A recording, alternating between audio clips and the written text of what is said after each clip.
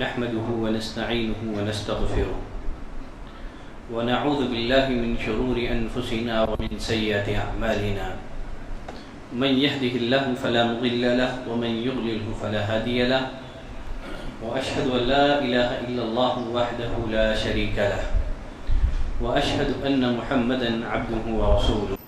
ہر قسم کی تعریف، بزرگ کی بڑائی اللہ وحدہ لا شریک کے لیے لائق اور زیبا ہے، جو اس ساری کائنات کا خالق، مالک، رازق اور ہماری ہر طرح کی عبادتوں کا تنہا مستحق ہے۔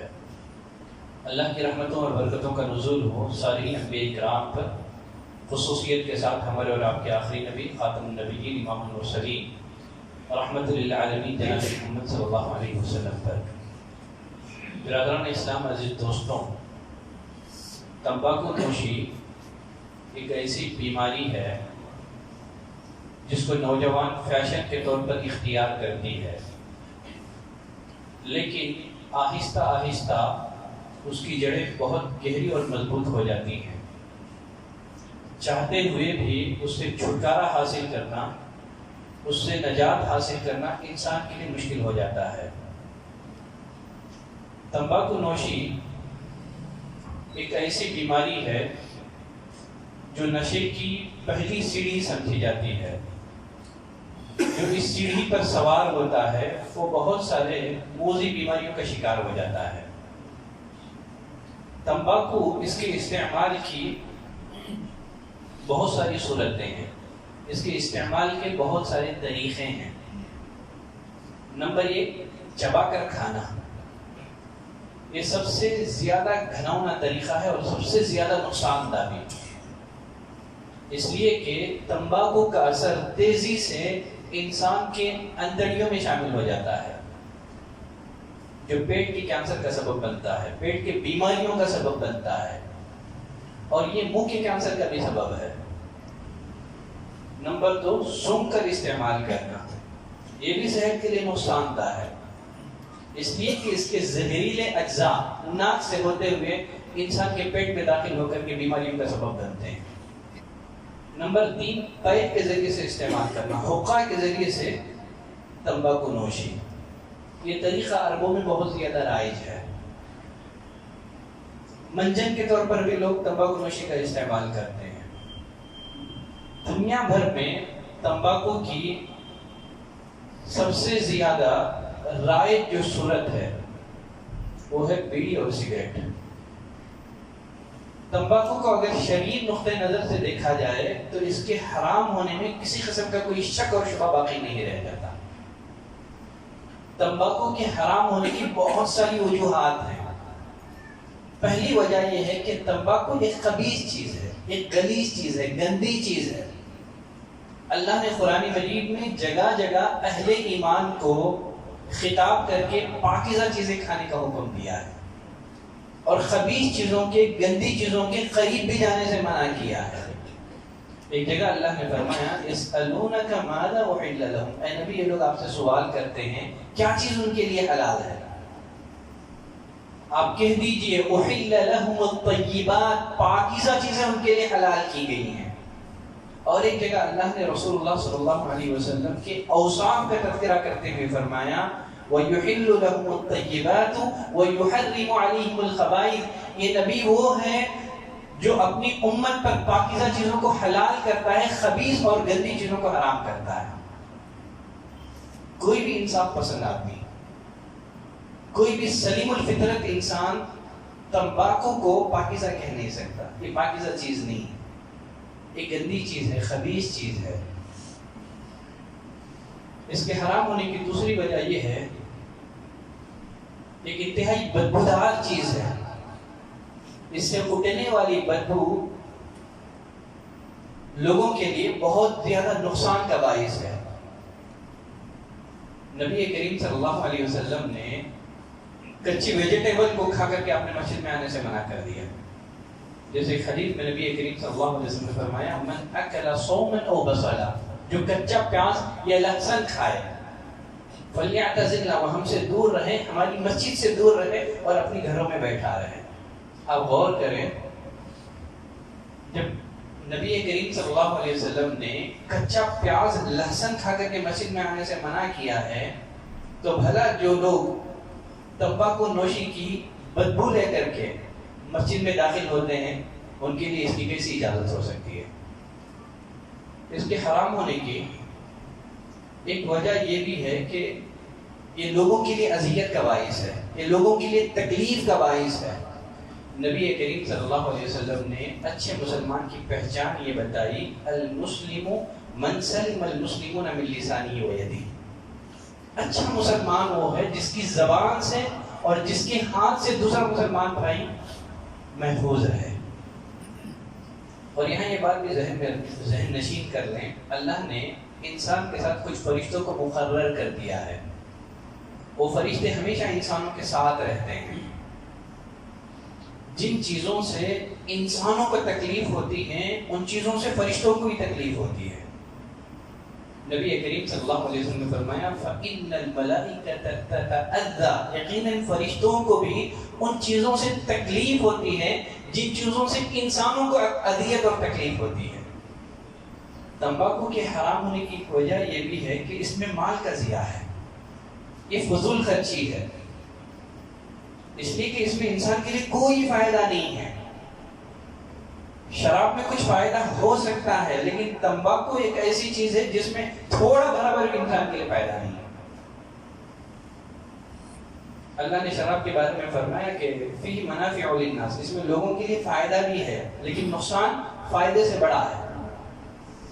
لیکن تمباکو ایک ایسی چیز ہے جو سراسر نقصان دہ ہے، اس میں انسانوں کے لیے کوئی فائدہ نہیں ہے، اس میں مال کا ضیاع ہے، فضول خرچی ہے۔ قرآن مجید میں فضول خرچی کے لیے دو لفظ استعمال ہوئے ہیں، ایک ہے اسراف، جیسے اللہ نے فرمایا کلوا واشربوا ولا تسرفوا، کھاؤ پیو اسراف نہ کرو۔ اسراف کا تعلق جائز کاموں میں بے دریغ مال خرچ کرنا ہے، اور ایک ہے تبذیر۔ اللہ نے فرمایا ان المبذرین کانوا اخوان الشیاطین، یقیناً جو فضول خرچی کرتے ہیں یہ لوگ شیطان کے بھائی ہیں۔ تبذیر کیا ہے؟ ناجائز کاموں میں، حرام کاموں میں پیسہ لگانا ہے۔ چونکہ تمباکو نوشی حرام ہے، ناجائز ہے، یقیناً ان چیزوں میں پیسہ لگانے والے، ان چیزوں میں اپنا سرمایہ لگانے والے یہ لوگ شیطان کے بھائی ہیں۔ قیامت کے دن ہر انسان سے جن چیزوں کے بارے میں سوال ہوگا، ان میں مال سے متعلق بھی دو سوالات ہر انسان سے پوچھے جائیں گے۔ تم نے مال کہاں کمایا، کہاں خرچ کیا؟ تو اس کی حرام ہونے کی وجہ یہ ہے کہ اس میں مال کا ضیاع ہے، اس میں کوئی فائدہ نہیں ہے۔ تمباکو کے حرام ہونے کی ایک اہم وجہ یہ ہے کہ یہ انسانی صحت کے لیے نقصان دہ ہے، یہ انسانی بدن کے لیے نقصان دہ ہے۔ سگریٹ کے ہر ڈبے پر آپ کو یہ عبارت لکھی ہوئی ملے گی، خبردار، یہ انسانی صحت کے لیے نقصان دہ ہے۔ کسی بھی مسلمان کے لیے لائق نہیں ہے کہ اپنے ہاتھ سے اپنے صحت کو تباہ و برباد کرے، اپنے بدن کو تباہ و برباد کرے۔ اس بدن کے ہم مالک نہیں ہیں بلکہ اللہ کی امانت ہے۔ ہم جو چاہے غذائیں ہم اپنے جسم کو پہنچا نہیں سکتے، ایک اللہ کی امانت ہے جسم۔ ہم اپنے جسم کو، ہم اپنے بدن کو صرف وہ غذائیں فراہم کریں جن کی اللہ نے اجازت دی ہے۔ اللہ نے فرمایا وَلَا تُلْقُوا بِأَيْدِيكُمْ إِلَى التَّهْلُكَةِ، اپنے ہاتھوں کو ہلاکت میں مت ڈالو۔ وَلَا تَقْتُلُوا أَنفُسَكُمْ، اور اپنے آپ کو قتل مت کرو، ہلاک نہ کرو۔ تو تمباکو یہ کسی بھی اعتبار سے خودکشی سے کم نہیں ہے، ایک کالا زہر ہے جو دھیرے دھیرے آدمی کو موت کے دہانے پر لا کر کے کھڑا کرتا ہے۔ یہ خودکشی ہے، اور یقیناً خودکشی اسلام میں حرام ہے۔ نبی کریم صلی اللہ علیہ وسلم نے فرمایا من قتل نفسه بشیء عذب به یوم القیامہ، آدمی دنیا میں جس چیز کے ذریعے سے اپنے آپ کو ہلاک کرے گا اسی طرح کا عذاب اسے روز قیامت دیا جائے گا، جہنم میں دیا جائے گا۔ WHO کے رپورٹ کے مطابق، ورلڈ ہیلتھ آرگنائزیشن کی رپورٹ کے مطابق، ہر سال تمباکو نوشی کے نتیجے میں، سگریٹ نوشی کے نتیجے میں 3 کروڑ لوگ موت کے منہ میں چلے جاتے ہیں۔ اور اس رپورٹ میں اس بات کی بھی وضاحت موجود ہے کہ تمباکو نوشی، سگریٹ نوشی یہ 25 بیماریوں کا سبب ہے۔ اس سے 25 بیماریاں جنم لیتی ہیں۔ ماضی میں جن علماء نے تمباکو کو حلال کہا تھا، جائز کہا تھا، وہ لوگ اس کے نقصانات سے آگاہ نہیں تھے۔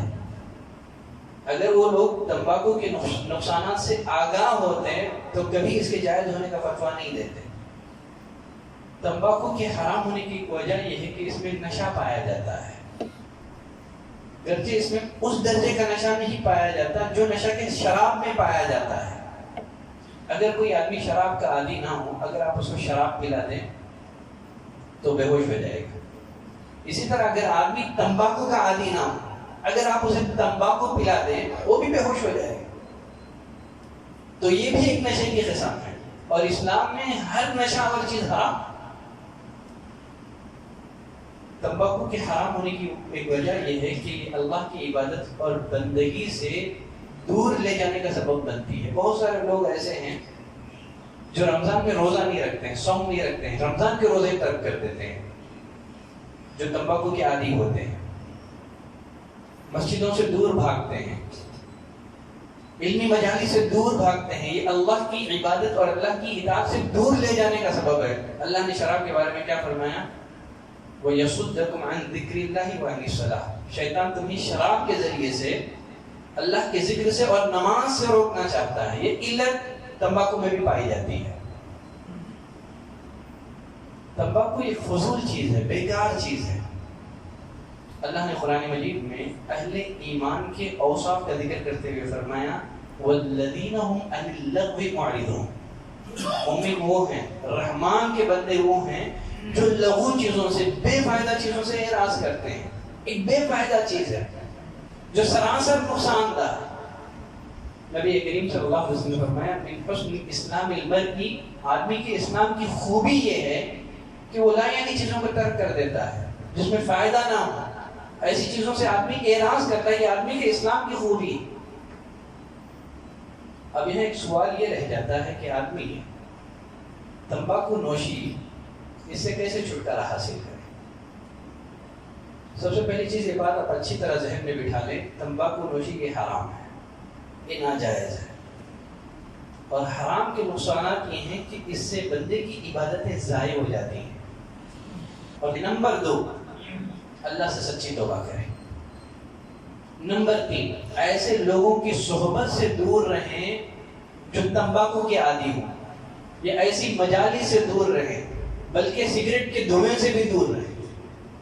جن اوقات میں آپ سگریٹ نوشی کے عادی ہیں، ان اوقات میں آپ اپنے آپ کو مصروف رکھیں، مشغول رکھیں، تاکہ مصروفیت اور مشغولیت کی وجہ سے آپ کا دماغ اس طرف نہ جائے۔ اس سے چھٹکارا کیسے حاصل کریں؟ جب آپ کا نفس، آپ کا دل تمباکو نوشی کے لیے بے چین کریں، آپ تفریح کے لیے نکل جائیں، سیر و تفریح کے لیے نکل جائیں، باہر نکل جائیں۔ اللہ نے شراب کو ایک بار کی حرام نہیں کیا، بلکہ دھیرے دھیرے اللہ نے حرام کیا۔ تو یقیناً جو لوگ سگریٹ نوشی کے عادی ہیں، دھیرے دھیرے چھٹکارا حاصل کرنے کی کوشش کریں۔ اگر آپ دن میں 9 سگریٹ پیتے ہیں تو دوسرے دن کوشش کریں کہ اس کی تعداد گھٹا دیں، 8 سے 6، اسی طرح جو ہے دھیرے اسٹیپ بائی اسٹیپ آپ اس وبا سے چھٹکارا حاصل کریں، اس مرض سے چھٹکارا حاصل کریں۔ آپ جو پیسے سگریٹ نوشی میں لگاتے ہیں، اسی سے آپ کوئی تحفہ خرید کر کے بیوی کو دیں، جس سے محبت میں اضافہ ہوگا۔ تو غرض یہ ساری ہدایات ہیں جن کا پاس و لحاظ رکھ کر کے آدمی تمباکو نوشی سے نجات حاصل کر سکتا ہے۔